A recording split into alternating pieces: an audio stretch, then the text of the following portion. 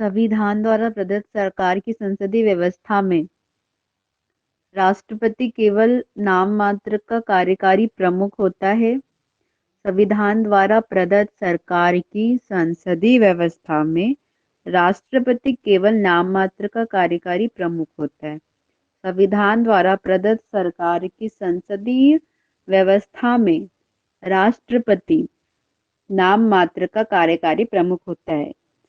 संविधान द्वारा प्रदत्त मतलब दिए गए, देने वाले। तो संविधान द्वारा दिए गए सरकार की संसदीय व्यवस्था वह व्यवस्था होती है जिसमें कार्यपालिका और विधायिका आपस में सहयोग पर निर्भर करती है और इनका आपस में सहयोग रहता है और आपस में सहयोग करते हुए कार्य करते हैं। जबकि सरकार की अध्यक्षीय पद्धति में यह होता है कि ये सेपरेटेशन होता है, पृथक्करण होता है शक्तियों का, कार्यों का। लेकिन संसदीय में ऐसा होता है कि कार्यपालिका और विधायिका साथ साथ काम करते हैं।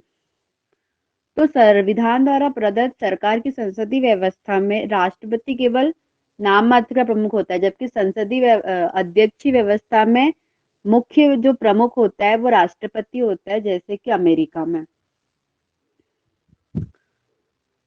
तथा वास्तविक कार्यकारी शक्तियां प्रधानमंत्री में निहित होती है। दूसरे शब्दों में राष्ट्रपति राज्य का प्रमुख होता है, जबकि प्रधानमंत्री सरकार का प्रमुख होता है। प्रधानमंत्री की नियुक्ति। संविधान में प्रधानमंत्री के निर्वाचन और नियुक्ति के लिए कोई प्रक्रिया नहीं दी गई है।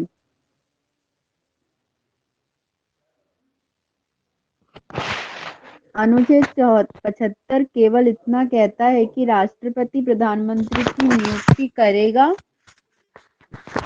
संविधान में प्रधानमंत्री के निर्वाचन और नियुक्ति के लिए कोई विशेष प्रक्रिया नहीं दी गई है। अनुच्छेद 75 केवल इतना कहता है कि राष्ट्रपति प्रधानमंत्री की नियुक्ति करेगा। हालांकि इसका अभिप्राय यह नहीं है कि राष्ट्रपति किसी भी व्यक्ति को प्रधानमंत्री नियुक्त करने हेतु सरकार की संसदीय व्यवस्था के अनुसार राष्ट्रपति लोकसभा में कोई भी दल इस सरकार की संसदीय व्यवस्था के अनुसार राष्ट्रपति लोकसभा में बहुमत प्राप्त दल के नेता को प्रधानमंत्री नियुक्त करता है।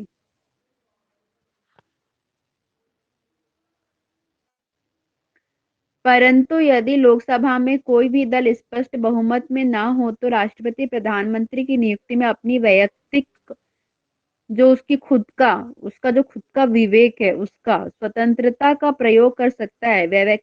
वैयक्तिक विवेक स्वतंत्रता का प्रयोग कर सकता है। इस स्थिति में राष्ट्रपति सामान्यतः सबसे बड़े दल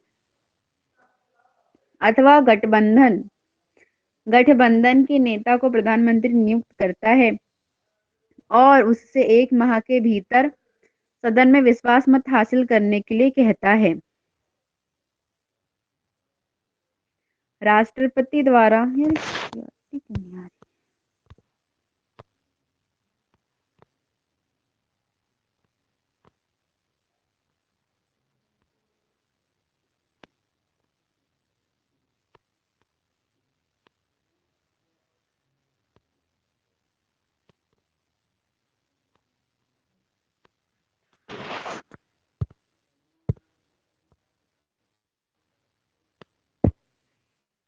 इस स्थिति में सबसे बड़े दल अथवा गठबंधन के नेता को प्रधानमंत्री नियुक्त करता है और उससे 1 माह में के भीतर सदन में विश्वास मत हासिल करने के लिए कहता है। 1 माह के भीतर 1 माह का टाइम होता है और उसके भीतर विश्वास मत कहता है।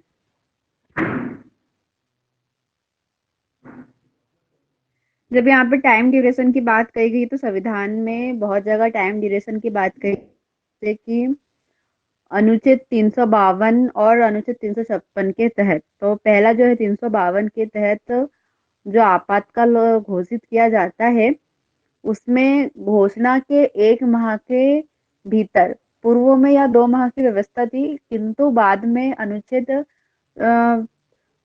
44वें संविधान संशोधन 1978 के द्वारा उसे 1 माह का टाइम कर दिया गया। एक माह के भीतर, घोषणा के एक माह के भीतर संसद द्वारा विशेष बहुमत से अम, हम्म, विशेष बहुमत प्राप्त होना चाहिए।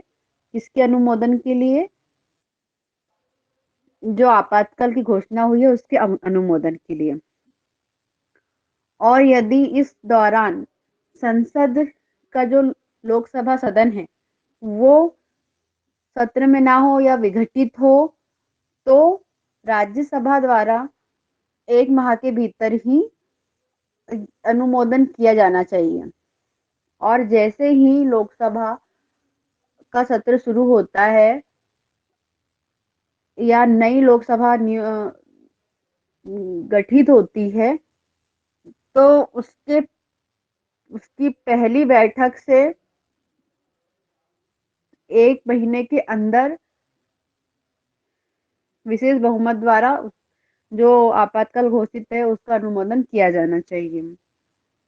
और ऐसा नहीं होता है तो वो रद्द हो जाता है। तो ऐसे टाइम ड्यूरेशन बहुत जगह आते हैं तो सबका याद रखना चाहिए। एक स्थिति और भी है जब राष्ट्रपति प्रधानमंत्री के चुनाव व नियुक्ति के लिए अपना व्यक्तिगत निर्णय लेता है। जब प्रधानमंत्री की अचानक मृत्यु हो जाए और उसका कोई स्पष्ट उत्तराधिकारी ना हो। एक स्थिति और भी है जब राष्ट्रपति एक स्थिति कौन सी है जब कोई बहुमत स्पष्ट ना हो तब। और दूसरी स्थिति तब है जब उसकी अचानक मृत्यु हो जाए। एक स्थिति और भी है जब वो राष्ट्रपति प्रधानमंत्री के चुनाव व नियुक्ति के लिए अपना व्यक्तिगत निर्णय लेता है। जब प्रधानमंत्री की अचानक मृत्यु हो जाए और उसका कोई स्पष्ट उत्तराधिकारी ना हो। ऐसा तब हुआ। एक मिनट। 1 माह के भीतर छोड़ेगा। अच्छा हाँ, 1 माह के भीतर इस स्थिति में राष्ट्रपति सामान्यतः सबसे बड़े दल अथवा गठबंधन के नेता को प्रधानमंत्री नियुक्त करता है और इससे उससे 1 माह के भीतर सदन में विश्वास मत हासिल करने के लिए कहता है। राष्ट्रपति द्वारा इस विवेक स्वतंत्रता का प्रयोग प्रथम बार 1979 में किया गया जब तत्कालीन राष्ट्रपति नीलम संजीवन रेड्डी ने मोरारजी देसाई वाली जनता पार्टी के सरकार के पतन के बाद चरण सिंह गठबंधन के नेता को प्रधानमंत्री नियुक्त किया। और एक स्थिति और भी है जब राष्ट्रपति प्रधानमंत्री के चुनाव व नियुक्ति के लिए अपना व्यक्तिगत निर्णय लेता है।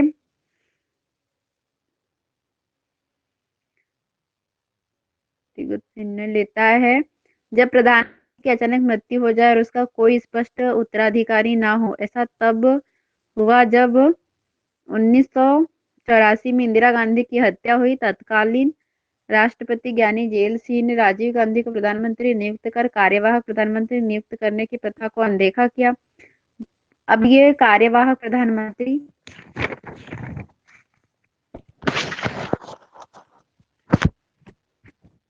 जवाहरलाल नेहरू और लाल बहादुर शास्त्री के निधन पर जब नेतृत्व का प्रश्न उठा तो राष्ट्रपति ने अस्थायी व्यवस्था की। उन्होंने वरिष्ठतम मंत्री को तब तक प्रधानमंत्री बनाया जब तक पार्टी द्वारा औपचारिक रूप से नेता का चयन नहीं हुआ। दोनों ही बार गुलजारीलाल नंदा ने ही बतौर प्रधानमंत्री कार्य किया।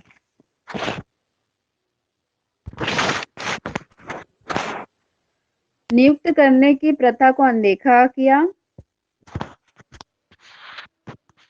बाद में कांग्रेस संसदीय दल ने सर्वसम्मति से उन्हें अपना नेता चुना। हालांकि किसी निवर्तमान प्रधानमंत्री यानी जो वर्तमान प्रधानमंत्री है उसकी मृत्यु पर यदि सत्ताधारी दल एक नया नेता राष्ट्रपति के पास उसे प्रधानमंत्री नियुक्त करने के अलावा अन्य कोई विकल्प नहीं होता है।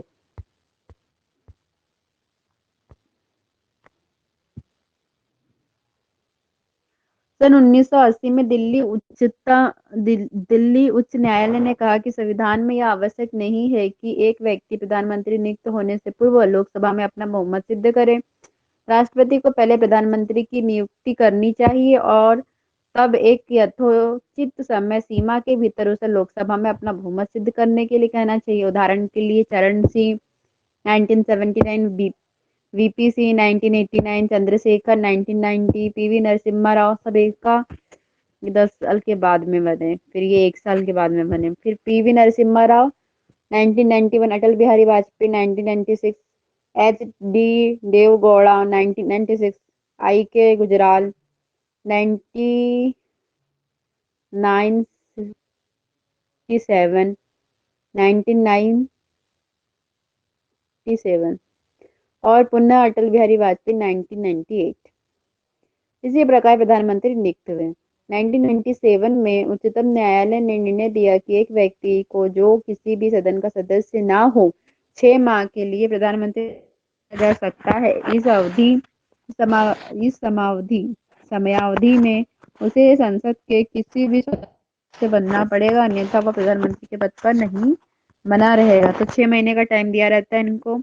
संविधान के अनुसार प्रधानमंत्री संसद के दोनों सदनों में से किसी भी का भी सदस्य हो। उदाहरण के लिए इंदिरा गांधी 1966, देवेगौड़ा 1996 तथा मनमोहन सिंह 2004 और 2009 राज्यसभा के सदस्य थे। दूसरी ओर ब्रिटेन में प्रधानमंत्री को सब कॉमन सदस्य ही होना चाहिए।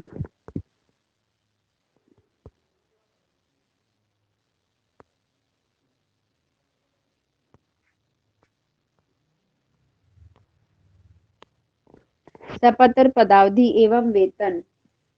प्रधानमंत्री का पद ग्रहण करने से पूर्व राष्ट्रपति उसे पद एवं गोपनीयता की शपथ दिलाता है। मंत्रियों के वेतन एवं भत्ते 1952 को इस उद्देश्य के लिए पारित किया गया।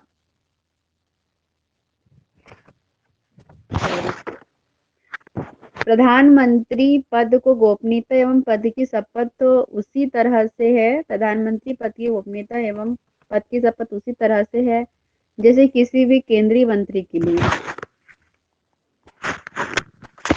मैं भारत के संविधान के प्रति सच्ची श्रद्धा और निष्ठा रखूंगा।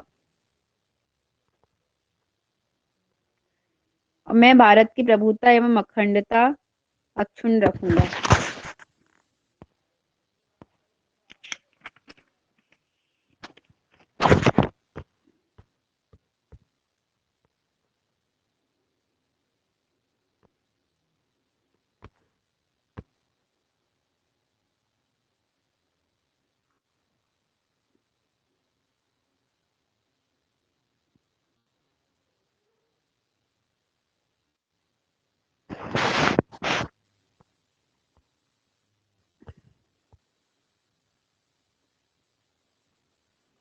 मैं श्रद्धापूर्वक एवं शुद्ध अंतरण से अपने पद के दायित्वों का निर्वहन करूंगा। मैं भय या पक्षपात, अनुराग या द्वेष के बिना किसी भी प्रकार के लोगों के प्रति संविधान और विधि के अनुसार न्याय करूंगा। लोगों के प्रति संविधान और विधि के अनुसार न्याय करूंगा। प्रधानमंत्री गोपनीयता की शपथ के रूप में कहता है, मैं ईश्वर की शपथ लेता हूँ कि जो विषय मेरे विचार के लिए लाया जाएगा अथवा मुझे ज्ञात होगा उसे किसी व्यक्ति या व्यक्तियों को तब तक के सिवाय जबकि ऐसे मंत्री के रूप में अपने कर्तव्य के सम्यक निर्वहन के लिए ऐसा अपेक्षित हो, मैं प्रत्यक्ष अथवा अप्रत्यक्ष रूप से संसूचित या प्रकट नहीं करूंगा। प्रधानमंत्री का कार्यकाल निश्चित नहीं है तथा वह राष्ट्रपति के प्रशासन पर्यंत अपने पद पर बना रहता है। हालांकि इसका अर्थ यह नहीं है कि राष्ट्रपति किसी भी समय प्रधानमंत्री को उसके पद से हटा सकता है। प्रधानमंत्री को जब तक लोकसभा में बहुमत हासिल है, राष्ट्रपति उसे बर्खास्त नहीं कर सकता है। लोकसभा में अपना विश्वास मत खो देने पर उसे अपने पद से त्यागपत्र देना होगा अथवा त्यागपत्र न देने पर राष्ट्रपति उसे बर्खास्त कर सकता है। उदाहरण के लिए वीपी सिंह ने 1990 में एवं देवगौड़ा ने 1997 में लोकसभा में हारने पर त्यागपत्र दे दिया। प्रधानमंत्री के वेतन व भत्ते संसद द्वारा समय समय पर निर्धारित किए जाते हैं।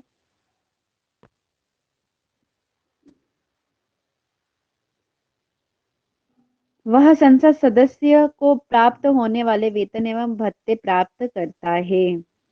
जितने संसद सदस्य को प्राप्त होते हैं उतनी ही उसकी भी सैलरी होती है प्रधानमंत्री की, वेतन और भत्ते। इसके अतिरिक्त वह व्यय विषयक भत्ते, निशुल्क आवास, यात्रा भत्ते, स्वास्थ्य सुविधाएं आदि प्राप्त करता है।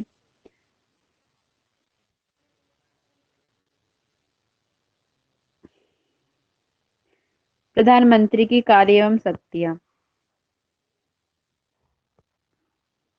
प्रधानमंत्री के कार्य व शक्तियां निम्नलिखित है। प्रधानमंत्री के संबंध में मंत्री परिषद के संबंध में केंद्रीय मंत्री परिषद के प्रमुख के रूप में शक्तियां निम्न है। वह मंत्री नियुक्त करने हेतु अपने दल के व्यक्तियों की राष्ट्रपति को सिफारिश करता है। वह मंत्री नियुक्त करने हेतु अपने दल के व्यक्ति की राष्ट्रपति को सिफारिश करता है। राष्ट्रपति उन व्यक्ति को मंत्री नियुक्त कर सकता है जिनकी सिफारिश प्रधानमंत्री द्वारा की है।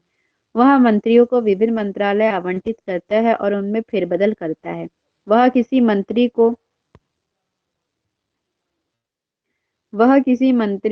को त्यागपत्र देने अथवा राष्ट्रपति को उसे बर्खास्त करने की सलाह दे सकता है। वह मंत्री परिषद की बैठक की अध्यक्षता करता है और उसके निर्णयों को प्रभावित करता है।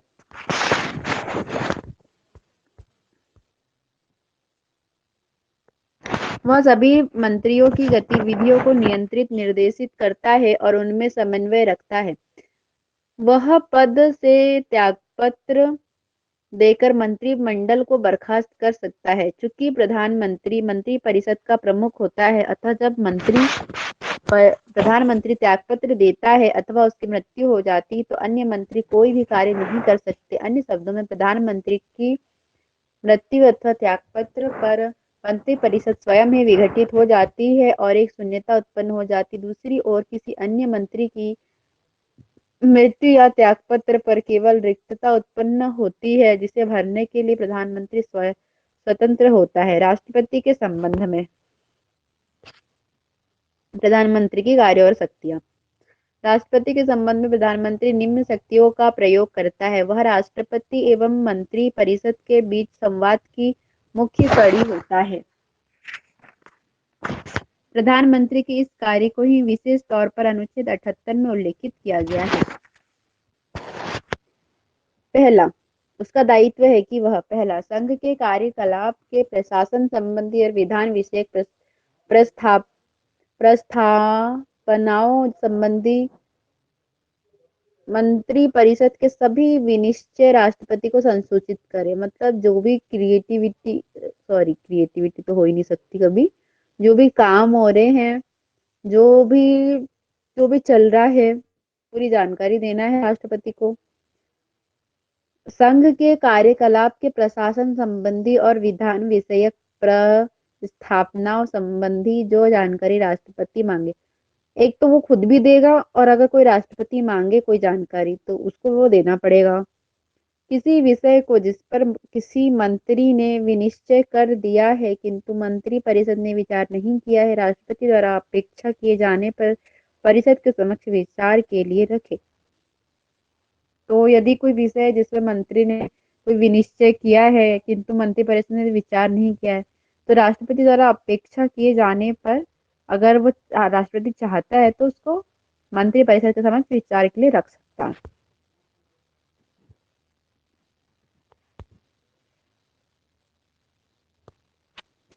वह राष्ट्रपति को विभिन्न अधिकारियों जैसे भारत का महान्यायवादी, भारत का महानियंत्रक एवं महालेखा परीक्षक, संघ लोक सेवा आयोग का अध्यक्ष एवं उसके सदस्यों, चुनाव आयुक्त, वित्त आयोग का अध्यक्ष एवं उसके सदस्यों एवं अन्य की नियुक्ति के संबंध में परामर्श देता है।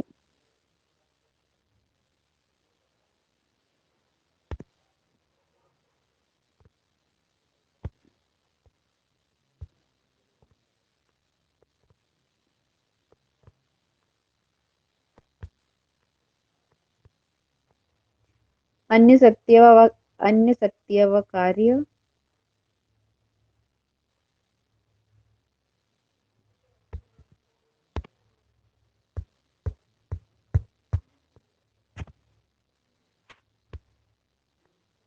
संसद के संबंध में प्रधानमंत्री निचले सदन का नेता होता है।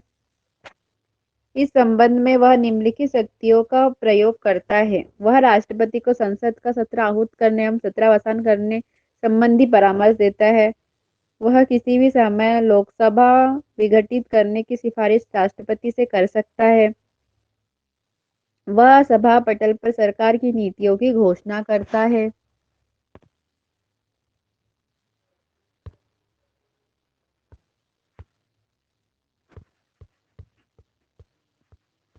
अन्य शक्तियाँ व कार्य। उपरोक्त तीन मुख्य भूमिकाओं के अतिरिक्त प्रधानमंत्री की अन्य विभिन्न भूमिकाएं होती है। वह नीति आयोग जिसने योजना आयोग का स्थान लिया है।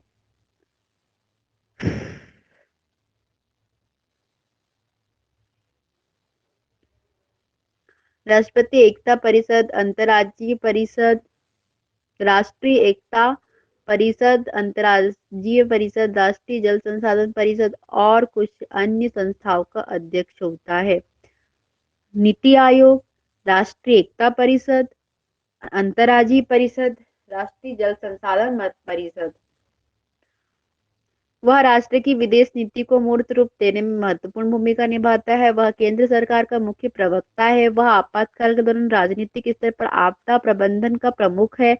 देश का नेता होने के नाते वह विभिन्न राज्यों के विभिन्न वर्गों के लोगों से मिलता है और उनकी समस्याओं के संबंध में ज्ञापन प्राप्त करता है। वह सत्ताधारी दल का नेता होता है। का राजनीतिक प्रकार प्रधानमंत्री।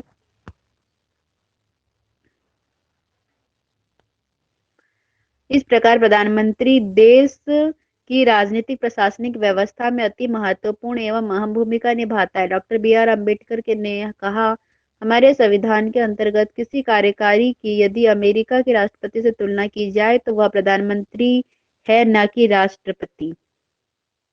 हमारे संविधान के अंतर्गत किसी कार्यकारी की यदि अमेरिका के राष्ट्रपति से तुलना की जाए तो वह प्रधानमंत्री है। मतलब यहाँ का प्रधानमंत्री अमेरिका के राष्ट्रपति के बराबर होता है या टक्कर में होता है, ना कि राष्ट्रपति की टक्कर हम राष्ट्रपति से वहां के राष्ट्रपति से कर सकते हैं। भूमिका का वर्णन। कई प्रसिद्ध राजनीति शास्त्रियों एवं संविधान विशेषज्ञों ने प्रधानमंत्री की भूमिका की विशेष रूप से ब्रिटिश प्रधानमंत्री की भूमिका के संदर्भ में उसकी व्याख्या की है। इनमें से प्रमुख इस प्रकार है। लॉर्ड मार्लेप, उन्होंने प्रधानमंत्री का वर्णन सामान के बीच प्रथम कैबिनेट रूपी चौप के मुख्य प्रस्तर के रूप में किया है। वे कहते हैं कैबिनेट का प्रमुख समान लोगों के बीच श्रेष्ठ होता है। वह उस पद को धारित करता है जो काफी दायित्वपूर्ण होता है। वह देश का सबसे प्रमुख प्राधिकारी होता है। फिर दूसरे ने कहा है हर्बर्ट मैरिसन ने, सरकार के मुखिया के रूप में वह सबसे प्रमुख है, लेकिन आज उसके दायित्वों में काफी परिवर्तन आए। सर विलियम वर्नर हरकोर्ट, उन्होंने प्रधानमंत्री को तारों के बीच चंद्रमा की संज्ञा दी है। जेनिंग्स, वह सूर्य के समान है जिसके चारों ओर ग्रह परिभ्रमण करते हैं। संविधान का सबसे मुख्य आधार है। संविधान के सभी मार्ग प्रधानमंत्री की ओर ही जाते हैं। ये सब ब्रिटिश के लिए माना जा सकता है, भारत में नहीं। पर आज तो ऐसी स्थिति हो गई कि कुछ और ही चल रहा है भारत में। एच.के. लॉस्की प्रधानमंत्री एवं कैबिनेट के संबंधों पर वे कहते हैं कि प्रधानमंत्री इसके निर्माण का केंद्र बिंदु, इसके जीवन का केंद्र बिंदु एवं इसकी मृत्यु का केंद्र बिंदु है। उन्होंने प्रधानमंत्री पर ही सब कुछ टिकी पूरी कैबिनेट। उन्होंने प्रधानमंत्री को ऐसी धुरी बताया जिसके इर्द गिर्द संपूर्ण सरकारी मशीनरी घूमती है। एच.आर.जी. ग्रिफ्थ, सरकार देश की प्रमुख है और वह प्रधानमंत्री सरकार का प्रमुख है। मुनरो ने प्रधानमंत्री के लिए कहा, वह राज्य की नौका का कप्तान है। रैमजे ने से राज्य के जहाज का मल्ला कहा है। ब्रिटिश संसदीय व्यवस्था में प्रधानमंत्री की भूमिका इतनी महत्वपूर्ण आराम होती है कि देखने वाले इसे प्रधानमंत्री सरकार कहते हैं। इस प्रकार R.H. क्रॉसमैन कहते हैं, युद्ध के पश्चात कैबिनेट सरकार प्रधानमंत्री सरकार में पूर्णतः परिवर्तित हो गई है। इसी प्रकार बर्कले कहते हैं संसद प्रायोगिक रूप से संप्रभु नहीं है। संसदीय लोकतंत्र अब ढह चुका है। ब्रिटिश व्यवस्था का प्रमुख दोष प्रधानमंत्री की सुपर मिनिस्ट्रियल शक्ति है। यही व्याख्या भारत के संदर्भ में सही है। राष्ट्रपति के साथ संबंध।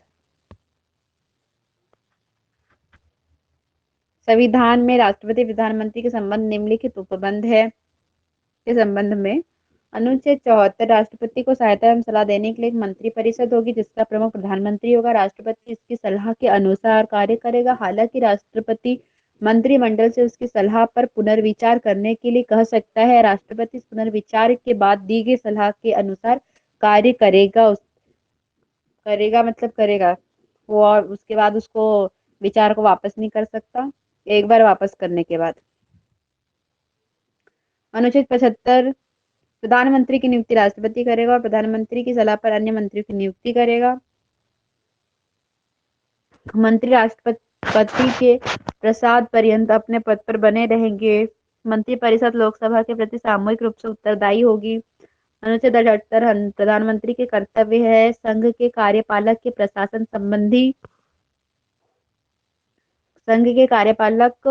प्रशासन संबंधी और विधान विषयक प्रस्थापनाओं संबंधी मंत्रिपरिषद के सभी विनिश्चय राष्ट्रपति को संसूचित करे। वही की सारी जानकारी दे राष्ट्रपति को क्या हो रहा है, क्या काम चल रहा है। संघ के कार्यकलाप के प्रशासन संबंधी विधान विषयक प्रस्थापनाओं संबंधी जो जानकारी राष्ट्रपति मांगे, एक तो उसको खुद भी देना है और अगर राष्ट्रपति मांगे तो भी देना है।